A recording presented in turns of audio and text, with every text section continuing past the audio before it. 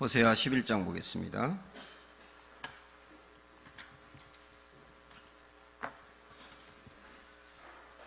호세아서 11장 1절부터 12절 말씀, 구약성경 1266쪽 있습니다. 호세아 11장 1절부터 마지막 12절 말씀. 이스라엘이 어렸을 때에 내가 사랑하여 내 아들을 애굽에서 불러냈거늘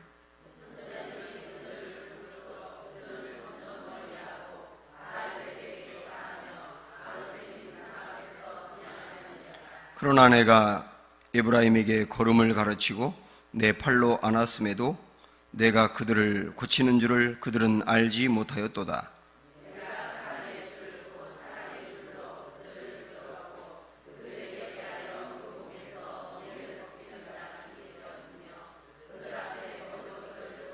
그들은 애굽 땅으로 되돌아가지 못하겠거늘 내게 돌아오기를 싫어하니 아수르 사람이 그 임금이 될 것이라.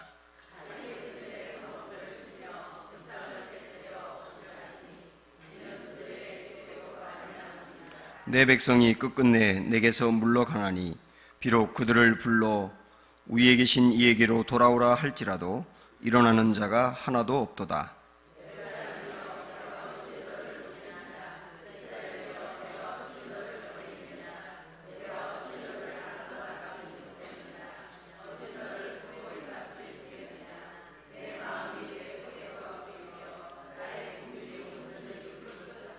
내가 나의 맹렬한 진노를 나타내지 아니하며 내가 다시는 에브라임을 멸하지 아니하리니 이는 내가 하나님이요 사람이 아님이라.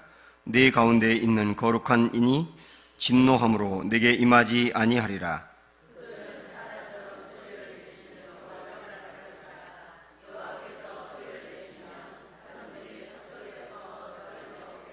그들은 애굽에서부터 새같이 아수르에서부터 비둘기같이 떨며 오리니 내가 그들을 그들의 집에 머물게 하리라. 나 여호와의 말이니라. 에브라임은 거짓으로 이스라엘 족속은 속임수로 나를 애워쌌고 유다는 하나님 곧 신실하시고 거룩하신 자에게 대하여 정함이 없도다. 아멘.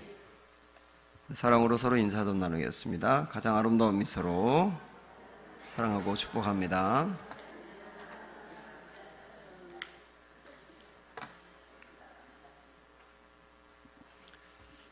지금 우리가 보고 있는 이 호세아서는 크게 이제 세 부분으로 나눌 수가 있습니다. 전체적으로 14장으로 되어 있는데 1장부터 3장까지는 호세아와 고멜과의 관계를 보여주면서 고멜 같은 이스라엘을 호세아 같은 사랑으로 품는 하나님의 사랑에 대해서 이렇게 보여주고 있거든요. 그리고 4장부터 10장까지 말씀은 그런 사랑을 받음에도 불구하고 하나님을 떠나서 죄 가운데 빠져 있는 이스라엘 백성들의 죄악에 대하여 하나님이 깨우쳐주고 회개하라고 촉구하는 그런 내용으로 구성되어 있습니다. 그리고 이제 오늘부터 우리가 보게 될 11장부터 14장까지는 한마디로 말씀드리면 회복이라고 할 수가 있어요. 그런 죄 가운데 빠져 살고 있는 이스라엘 백성들에게 끊임없는 사랑을 전해서 온전히 하나님을 사랑하고 회복하라고 하는 주님의 권면, 그게 이제 마지막으로 이렇게 구성이 되어 있습니다. 오늘부터 이제 우리가 그 회복의 단계로 이제 마지막 들어가게 되는데, 오늘 우리가 본 이 11장의 말씀은 이렇게 전체적인 구조를 먼저 좀 정리하고 가면 좋을 것 같습니다. 우선 시간적인 개념으로 과거, 현재, 미래 이렇게 좀 나누어서 과거는 은총의 과거다 이렇게 볼 수 있어요. 은총의 과거. 그 다음에 배반의 현재. 은총을 받았는데 현재 배반하고 있는 이스라엘 백성들의 모습이죠. 그러면서 긍휼의 미래. 그럼에도 불구하고 긍휼을 베푸신 하나님의 은혜. 이걸 이렇게 시간적인 개념으로 구분할 수가 있겠습니다. 먼저 은총의 과거에 대해서 볼까요? 1절 말씀 시작. 이스라엘이 어렸을 때에 내가 사랑하여 내 아들을 애굽에서 불러냈거늘. 이스라엘이 어렸을 때에라고 표현하는 것은 과거에 그런 얘기죠. 이스라엘이 과거에, 여기 중요하게 이제 우리가 붙들어야 될 게 뭐냐면 불러냈다는 겁니다. 불러냈다. 불렀다 그 말이죠. 애굽에 있을 때 그들을 불렀다. 종살이 하고 있을 때 불렀다. 불러서 나의 자녀를 삼았다. 그렇게 말씀을 하고 있습니다. 하나님이 이스라엘 백성들을 종살이 하면서 소망이 전혀 없는 그들을 불러내신 이유는 뭐냐면 이스라엘에게 그럴 만한 조건이 있었기 때문이 아니에요. 이스라엘이 하나님으로부터 특별히 부름받을 만한 어떤 선행을 했다든가 공적을 쌓았다든가 뭐 이런 것은 전혀 없었습니다. 그냥 불쌍하게 종로로 타고 있는 한 민족에 불과했거든요. 그래서 주님의 전적인 은총으로 그들을 불러냈다는 거예요. 그 말은 뭐냐면 하나님의 백성으로 불렀다는 뜻도 되고 그 고통 가운데서 건져냈다는 뜻도 되는 겁니다. 그것만이 아니고 그냥 불러내신 것으로 끝난 게 아니고 1절을 다시 보시면 이렇게 나와요. 내가 사랑하여, 중간쯤에 내가 사랑하여 내 아들을 애굽에서 불러냈거늘. 불러낸 것만이 아니고 이스라엘 백성들을 아들로 삼았다는 겁니다. 이 부르심과 아들 삼아주심, 이 두 가지가 과거의 은총을 얘기하는 거죠. 하나님이 베푸신. 이 말씀 보면 아주 고스란히 우리를 불러내시고 아들 삼아주신 하나님의 은혜와 그냥 연결되는 거예요. 우리는 원래 어떤 상태였느냐, 여러분 책갈피 잠깐 해두시고 에베소서로 한번 가보십시오. 에베소서 2장 말씀.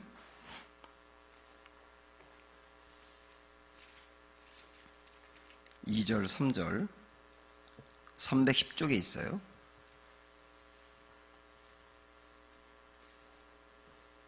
에베소서 2장 2절, 3절.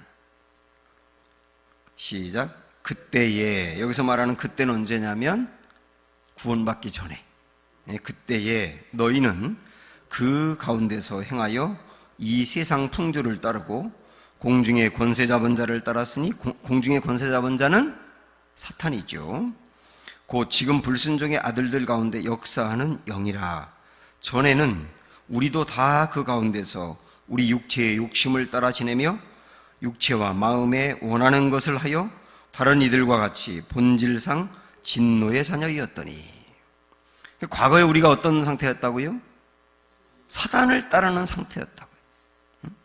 사단에게 사로잡혀서 사단이 끄는 대로 끌려다니며 죄 가운데 살았단 말이죠. 전 이걸 뭐라고 말씀드렸습니까? 존재적인 죄인이다 그랬잖아요. 존재적인 죄인이다. 죄에서 벗어나려고 해도 벗어날 수 없을 정도로 사로잡혀 있는 상태다. 마귀에게, 죄에게. 그래서 마귀가 끄는 대로 죄를 짓지 않고 싶지만 죄를 지을 수밖에 없는 그 상태. 그걸 다르게 말하면 죄 곧 나 곧 죄. 죄와 나가 완전히 동일했어요. 근데 이게 나오는 것이 죄였어요. 그런 상태, 이게 과거의 우리였다는 겁니다. 근데 주님이 그 과거의 그런 험악한 죄 가운데 살던 우리를 건져내셨거든요. 불러내셨거든요. 근데 그 이유가 뭐냐? 4절부터 보세요. 6절까지. 시작. 긍휼이 풍성하신 하나님이 우리를 사랑하신 그 사랑을 인하여 허물로 죽은 우리를 그리스도와 함께 살리셨고 너희는 은혜로 구원을 받은 것이라. 또 함께 일으키사 그리스도 예수 안에서 함께 하늘에 앉히시니. 이렇게 말씀합니다.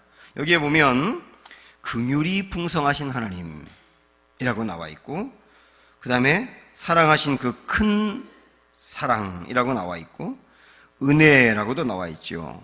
에베소서 제가 강의할 때 이것을 한마디로 말하면 뭐라고 한다고 했냐면 순전히 공짜로, 순전히 공짜로, 순전히 공짜로, 아무 이유 없이 조건 없이 그렇게 우리를 불러내셨다는 거예요.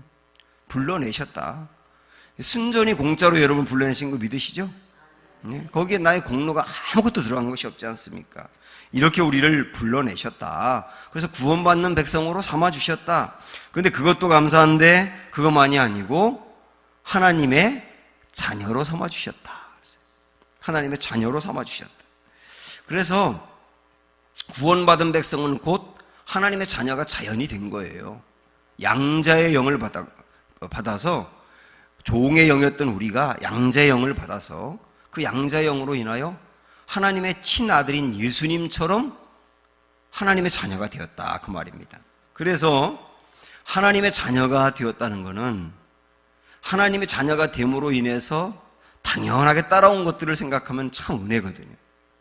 그러니까 하나님의 자녀가 되었다는 것은 양자의 영을 받았다는 건데, 이 여기서 말하는 영이라고 하는 것은 성령이 그를 그렇게 만들었다는 뜻이거든요. 그래서 구원받은 백성들 안에는 성령이 계시는 겁니다. 이 성령이 영원히 떠나가지 아니하며 우리 안에 계시면서 우리를 인도하시고 말씀을 기억나게 하시고 영원토록 책임지는 거예요. 언제까지? 영원히. 이게 자녀가 된 이들이 누리는 특권이거든요.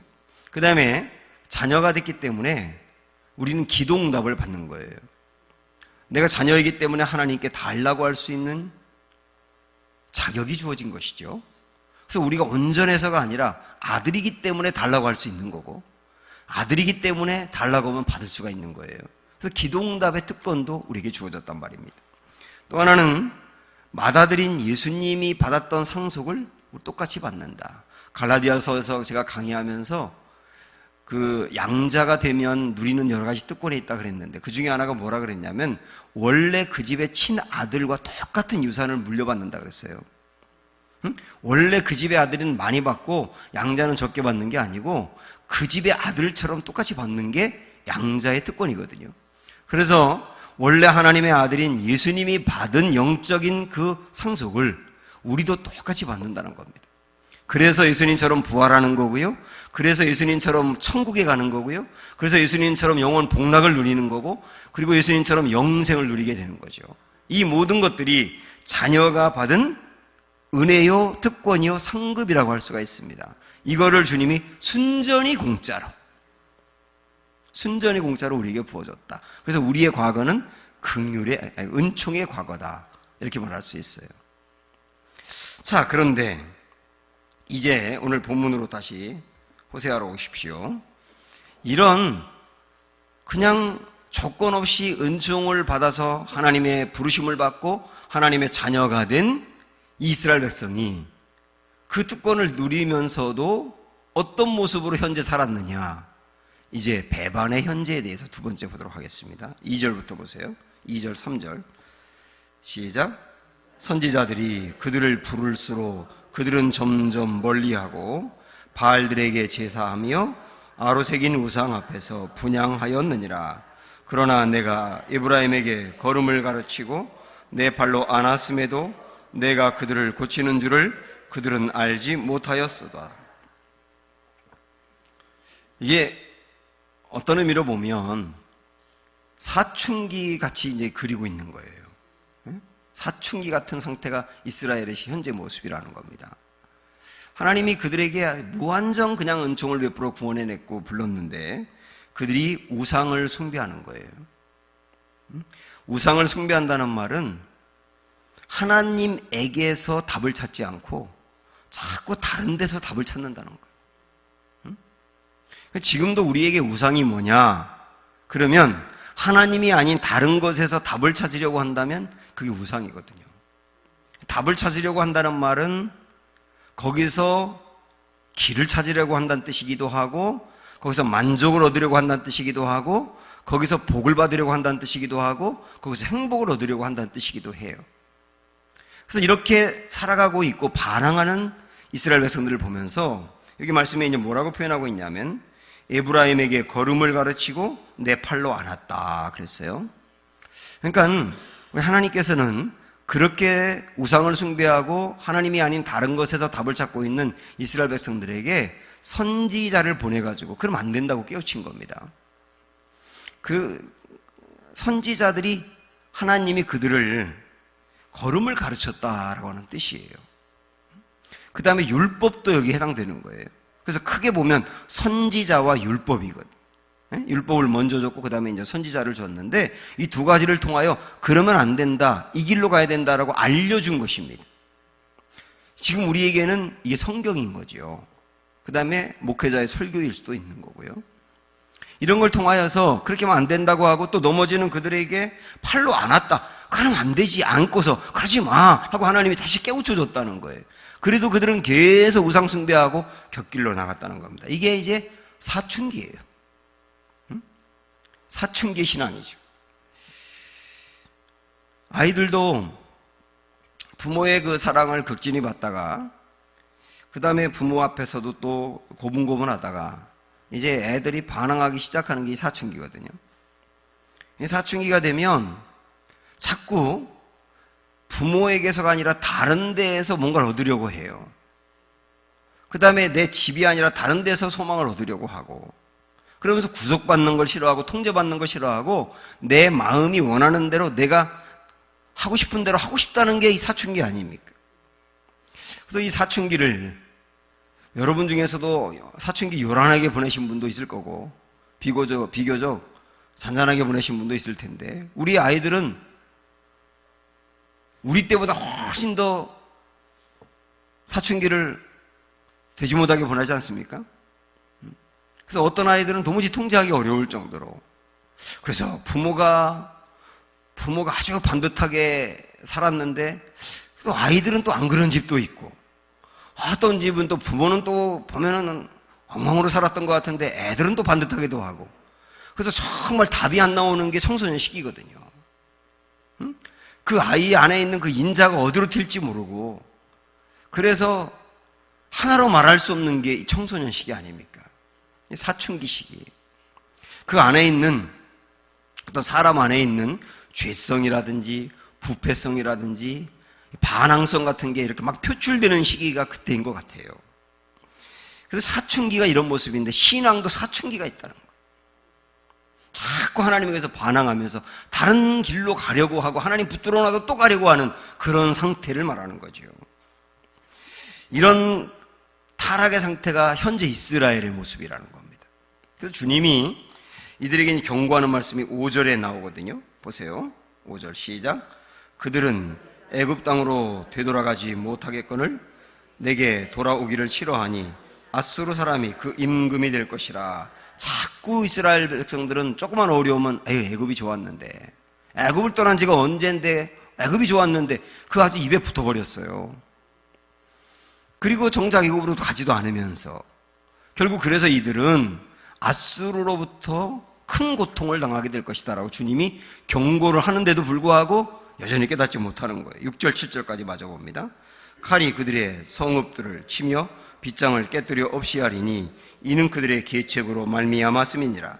내 백성이 끝끝내 내게서 물러가나니 비록 그들을 불러 위에 계신 이에게로 돌아오라 할지라도 일어나는 자가 하나도 없도다. 아무리 도망가고 있는 그들을 붙들어 놓고 너희들 그러면 너희들이 의지하고 있는 다른 나라로부터 도움을 얻지 못하고 멸망을 당하게 될 거야. 이러면 고통당하게 될 거야. 이 설교하면서 목회자가 죄의 문제를 거론하면서 이렇게 하면 심판이 있다고 아무리 얘기도 농담처럼 받아들이면서 끝끝내 돌아서지 않는 상태, 그거를 오늘 본문의 말씀으로 볼 수가 있는 거죠. 배반의 현재라고 할 수 있죠.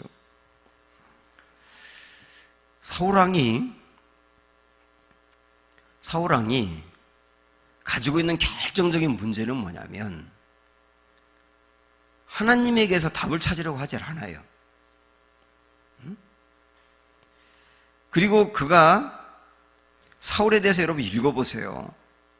정말 기도 안 하고 하나님 의식하지 않는 삶을 사는데 그가 기도할 때는 언제냐면 정말 힘들 때만 잠깐 기도하는 거예요. 이거는 삼손도 마찬가지예요. 삼손도 주어진 특권이 많은 사람이고 타고난 재능이 많은 사람이잖아요. 그래서 정말 능력 있게 살 수 있을 만한 사람이었는데 그도 하나님에게서가 아니라 다른 데에서 만족을 얻으려고 자꾸 하고, 그러다가 정말 힘들 때만 기도하는 이런 모습을 지속적으로 보이게 됩니다. 이런 것들이 우상인 거죠. 우리는 우상 숭배에 그러면 뭔가 형상을 만들어 놓고 다른 종교를 믿는다거나 아니면 어떤 형상을 섬긴다거나 그러는 것을 우상숭배라고만 생각하는 경향이 있는데, 이 팀 켈러라고 하는 그 목사님이 쓴 책에 보니까 큰 우상, 그러니까 누가 봐도 명백하게 다른 종교를 섬긴다거나 다른 신을 섬기는 큰 우상도 문제지만은 수없이 많은 작은 우상들이 더 문제라고 얘기를 해요. 작은 우상들. 이게 나의 일상적인 삶에서 자꾸 사람을 의지한다거나 물질을 의지한다거나 하나님에게서 만족이 아니라 자꾸 다른 데 기웃거린다거나 이런 거 잘 보이지가 않거든요. 왜? 교회를 나오니까요. 아예 교회도 안 나오고 다른 우상을 섬긴다면 그 너무나 크게 보이기 때문에 명백히 드러나는데, 교회를 나오고 예배를 드리는데 우리 안에는 수많은 작은 우상들이 있다는 거예요. 그런데 여러분 이걸 아셔야 됩니다. 아가서에 보면은 포도원을 허는 작은 여우를 조심하라 그랬어요. 포도원을 허는 작은 여우를 조심해라. 여우도 큰 여우는 키가 크기 때문에 포도 열매를 따먹어요. 그런데 작은 여우는 키가 작아서 포도 열매가 안 다니까 뿌리를 뽑아버려요. 포도나무 뿌리를 뽑는다고요. 그리고 뿌리를 뽑은 다음에 그 다음에 이제 뽑힌 그 나무에 열매를 먹는 거죠. 이 표현이 얼마나 중요한지, 큰 여우보다 작은 여우를 조심해야 된다는 건, 잘 안 보이지만 안 보이는 우상들이 자꾸 나를 신앙의 뿌리채 뽑아가고 있다는 뜻이에요. 그래서 이 작은 우상이 나에게 무엇인가를 늘 점검하는 게 상당히 중요합니다. 제가 지난 토요일 날 주미화 권사님 가정 그 결혼식 가면서 버스 안에서 이제 설교를 좀 들으면서 갔는데, 제가 그 어떤 목사님의 설교를 들으면서 정말 몰랐던 거 하나를 깨달은 게 있어요. 십계명에 대한 말씀이었는데, 여러분 십계명 펴보실까요? 성경 맨 뒤에 있죠.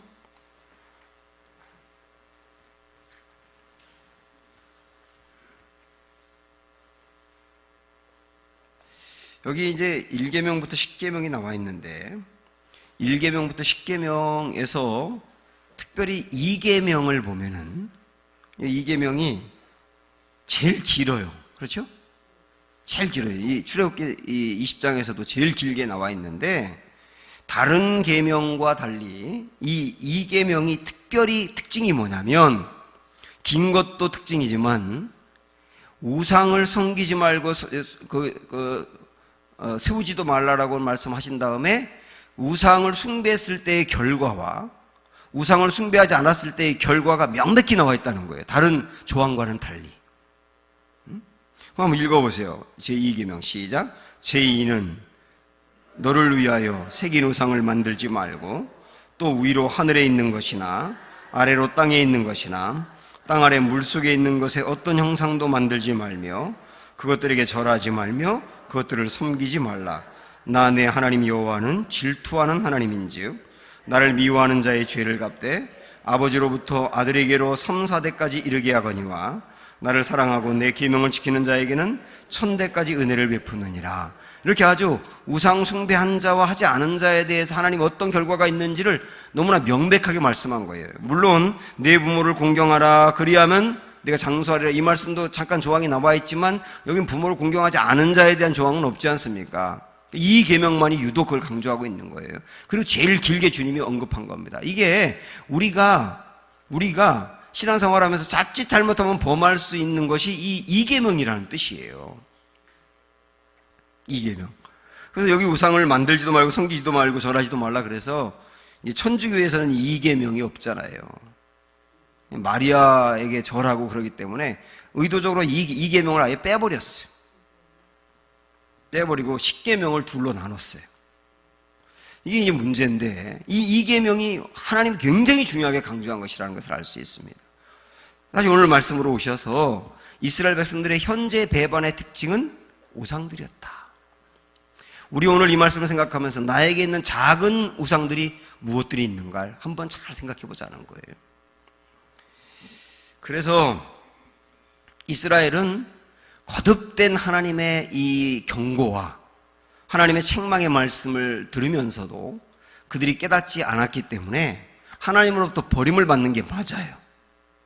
그런데 하나님이 전혀 다른 말씀을 하십니다. 이제 긍휼의 미래에 대해서 세 번째 한번 보도록 하겠습니다. 8절 말씀 보세요. 이거 유명한 8절 말씀인데 호세아 11장 8절이에요. 시작. 에브라임이여 내가 어찌 너를 놓겠느냐. 이스라엘이여 내가 어찌 너를 버리겠느냐. 내가 어찌 너를 아드마같이 놓겠느냐. 어찌 너를 수보인같이 두겠느냐. 내 마음이 내 속에서 돌이키어 나의 긍휼이 온전히 불붙듯 하도다. 현재 이스라엘은 수많은 우상에 빠져서 하나님보다 다른 데서 답을 찾고 있어가지고 그들을 보면 버림받는 게 마땅한데 하나님이 이제는 너희를 내가 버렸다, 이제 끝났다 이렇게 해야 마땅한데 하나님이 그 다음 하시는 말씀이 뭐냐면 내가 어찌 뭐뭐뭐 하겠느냐예요. 여기에 주님의 아주 긍휼에 불타는 마음이 표현되어 있어요. 4번에 걸쳐서 말씀하고 있지 않습니까? 다시 한번 보세요. 어찌 너를 놓겠느냐, 어찌 너를 버리겠느냐, 어찌 놓겠느냐 또 나오고 어찌 두겠느냐 이렇게 4번에 걸쳐 나오는데 중간에 보면 아드마 너를 어찌 아드마같이 놓겠느냐, 어찌 너를 스보임같이 두겠느냐 그랬어요. 이거 제가 이전에 한번 설교한 적이 있는데 아드마와 스보임이 어디죠? 소돔과 고모라 성이 불로 멸망할 때 그 주변에 있던 작은 도시였어요. 그 도시들도 소돔 고모라와 함께 멸망을 한 겁니다. 그래서 이 말씀은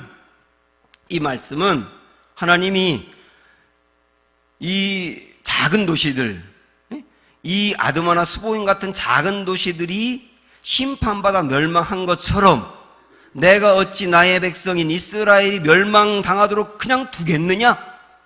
나 그렇게 두지 못하겠다는 거야. 나 그렇게 두지 못하겠다. 죄가 많아서 멸망받는 게 마땅한데 내 마음이 그렇게 못하겠다. 그렇게 못하는 이유가 뭐냐면 여기 이렇게 나와 있어요. 내 마음이 불붙기 때문이라는 거예요. 불붙기 때문에. 그 노래 8절 끝에 보면 그랬잖아요. 나의 긍휼이 온전히 불붙듯 하도다. 버리려고 하면 이 안에서 이스라엘 백성들을 사랑하는 그 긍휼의 마음이 막 불타오르는데 이거 어떻게 이걸 놓겠느냐는 말이에요. 정말 귀한 표현 아닙니까? 그래서 9절에 보면 9절 읽어보세요. 시작. 내가 나의 맹렬한 진노를 나타내지 아니하며 내가 다시는 에브라임을 멸하지 아니하리니 이는 내가 하나님이요 사람이 아님이라. 내 가운데 있는 거룩한 이니 진노함으로 내게 임하지 아니하리라. 여기 중간에 그랬어요. 왜 그렇게 멸망받아 마땅한 이스라엘 백성들을 그냥 두느냐? 아까 8절에서는 중심이 긍휼이 불타서 그렇다 그랬고 이 9절에서는 중간에 뭐라고 말했냐면 이는 내가 하나님이요 사람이 아님이라. 하나님이요 사람이 아니니라. 이게 무슨 말입니까? 물론 사람은 내 자녀를 버리지 못하죠. 내 자녀가 정말 엉망해도 버리지 못하는 게 맞죠. 그런데 덜어보면 부모도 자녀를 버리는 경우가 있더라는 거예요. 요즘도 우리가 정말 경악했던 게 자녀가 부모를 죽이는 일도 있지만 부모가 자녀를 죽이는 이 말도 안 되는 일을 우리가 보고 얼마나 많이 놀랐습니까? 근데 그런 일들이 막 계속 드러나고 있잖아요. 그리고 부모는 참 마음 아프지만은 내가 낳은 아이인데 도저히 내가 키울 수 없는 여건일 때 그 아이를 입양시키기도 하고 그 아이를 못 키워서 다른 사람에게 키워달라고 하기도 하고 이런 경우는 더러더러 있지 않느냐 주님의 말씀은. 그러나 나는 사람이 아니기 때문에 나는 내 자녀를 절대로 놓지 않고 포기하지 못한다. 그래서 난 사람이 아니다 그 말이에요. 하나님 말씀은. 그래서 우리가 잘 알고 있는 이사야 49장 15절 말씀 그냥 제가 읽어드리겠습니다.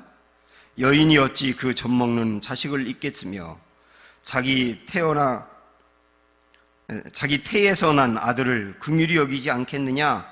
그 다음 뭐라고 말씀했냐면 그들은 혹시 잊을지라도 사람은 자기가 태에서 난 아이를 덜어 잊을 때가 있다. 그 다음에 나는 너를 잊지 아니할 것이니라. 사람은 그럴 수 있어도 나는 그렇게 못한다. 그래서 하나님이라는 거예요. 그래서 하나님은 본질이 사랑이라고 말하는 겁니다.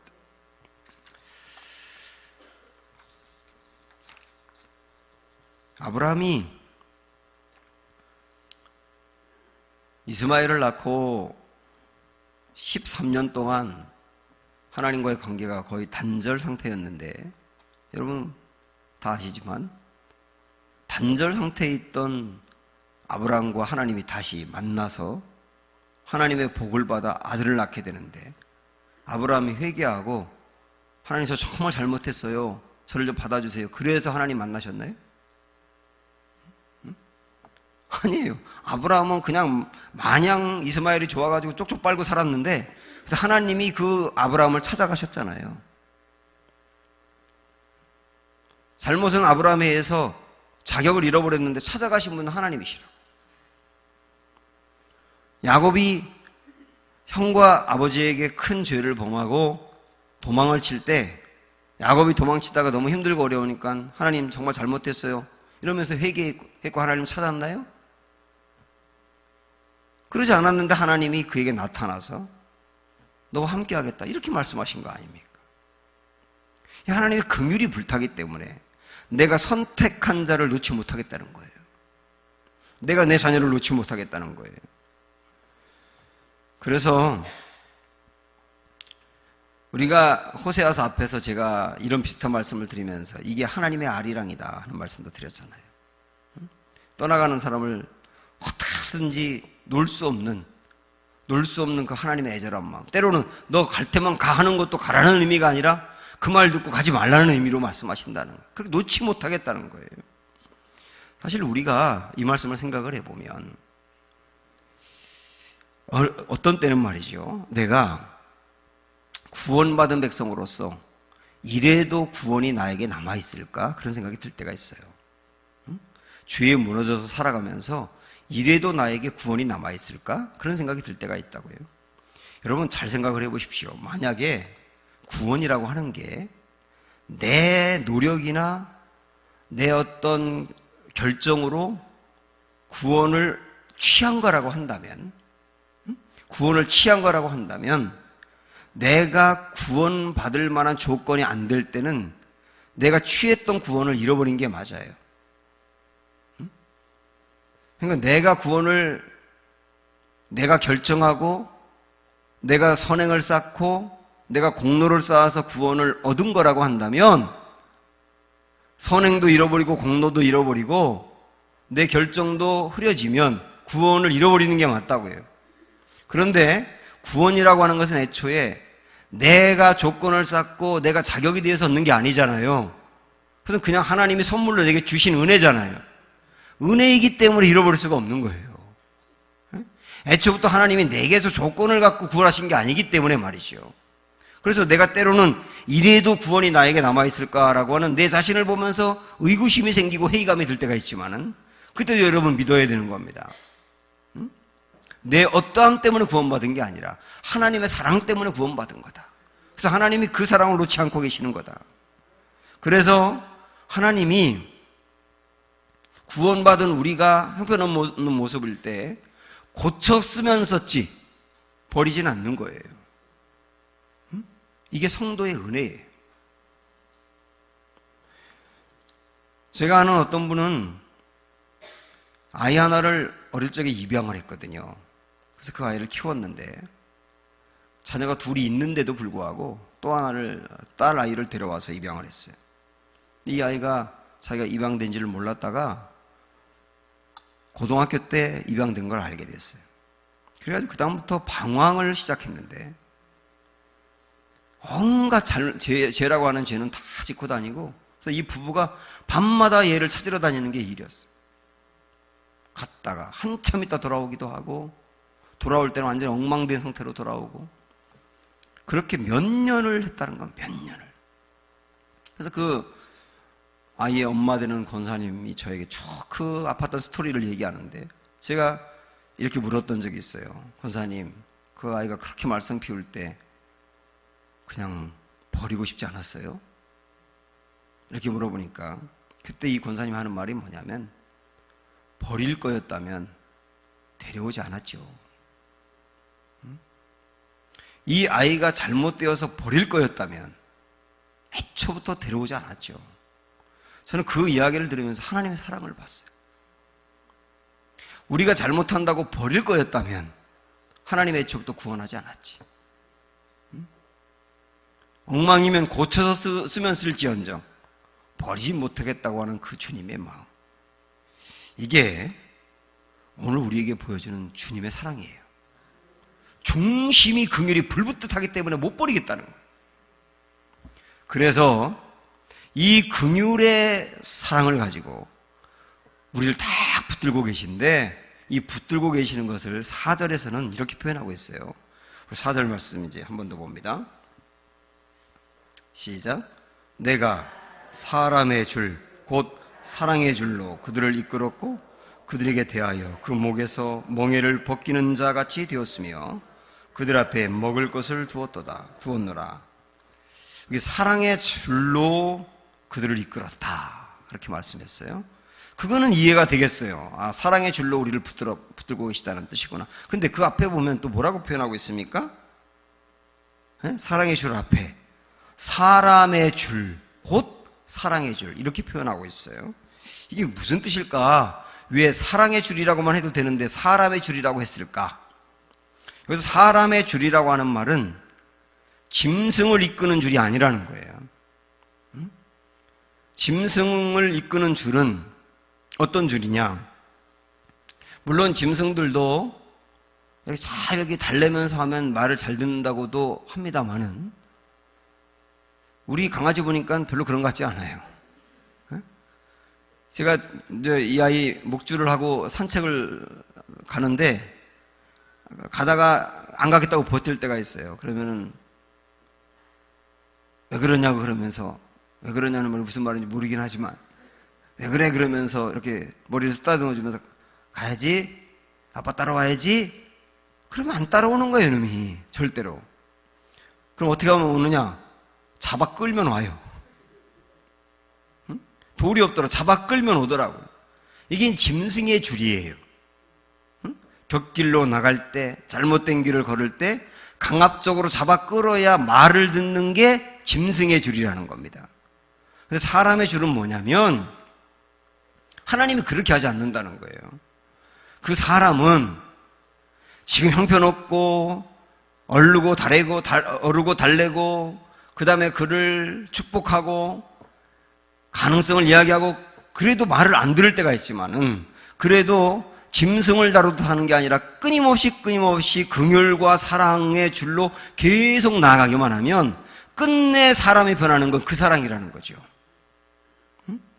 그래서 저는 부모가 자녀를 대할 때도 이 일관성을 계속 갖고만 간다면 아이에 따라서 좀 늦게 변하는 아이가 있고 일찍 변하는 아이가 있을지언정 결국은 변한다는 걸 믿어요.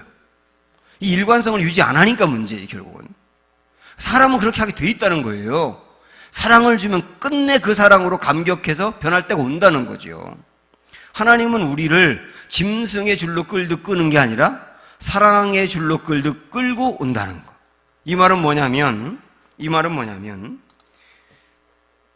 우리를 어떤 경우든 사랑의 줄을 놓지 않는다는 뜻이에요. 그래서 어떤 때는 우리가 하나님의 뜻대로 행하지 못하고 엇나갈 때가 있지만은, 교회를 다니면서도 그럴 때가 있지만, 말씀을 들을 때 그 말씀이 내 마음에 딱 꽂히면서 그 말씀으로 나를 변화시킨 게 사랑의 줄이에요. 어떤 때는 양심의 줄이라는 게 있어요. 이 양심의 가책을 느끼게 하고 양심으로 깨닫게 해가지고 아, 이러면 안 되지라고 하는 게 있어요. 어느 순간에는 갑자기 십자가를 바라보는 순간 야, 이건 아니다라고 깨닫고 돌아서는 경우도 있어요. 이 모든 것들이 다 왜 가능하냐면 하나님의 사랑의 줄 때문에 가능하다. 그래서 이 세상에서 가장 강한 줄, 절대 끊어지지 않는 줄은 어떤 줄이냐? 하나님의 사랑의 줄이다. 이 사랑의 줄이 나를 지금 붙들고 있다. 그 사랑을 깨닫고 알 때 진정으로 돌아설 수 있다. 이스라엘 백성들은 하나님을 떠난 적이 없거든요. 완전히 떠난 적은 없거든요. 다시 말하면 하나님을 버리고 예배도 안 드리고 그런 적은 거의 없다는 거예요. 그런데 문제는 하나님을 믿는다고 하면서 이 상태였던 게 문제죠. 그래서 우리에게도 이 말씀이 경각심이 되는 겁니다. 주는 겁니다. 우리도 예배를 나오고 교회를 다니면서도 이런 상태로 빠져 있을 수 있다. 그럼에도 불구하고 돌아오라는 주님의 말씀과 나를 버리지 않았다는 사랑의 그 주를 기억하시면서 주님의 긍휼을 덧입어 다시 한번 주께로 가까이 나아가는 은혜가 있기를 축복합니다. 기도하겠습니다. 오늘 우리에게 주신 말씀 붙들고, 특별히 내 마음에 부딪혀온 말씀을 붙들고 합심하여서 함께 우리 통성으로 기도하도록 하겠습니다. 기도합니다. 아버지 하나님, 오늘도 우리에게 말씀을 주셔서 감사합니다. 주 하나님 아버지, 우리가 하나님의